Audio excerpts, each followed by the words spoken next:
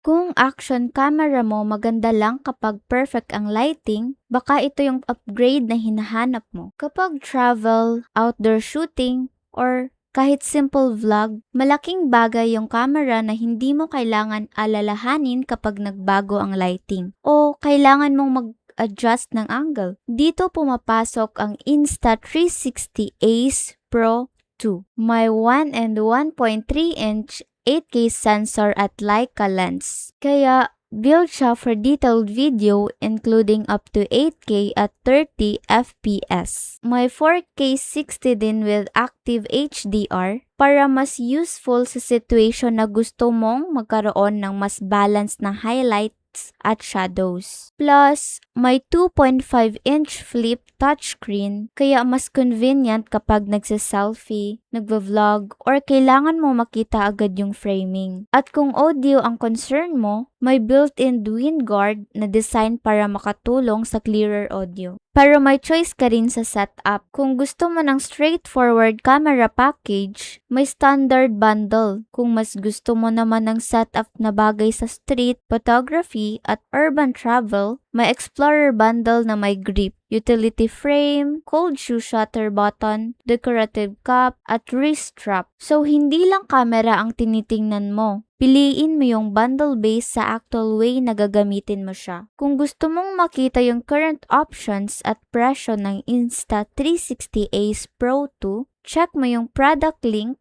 para makita kung alin yung mas bagay sa setup mo.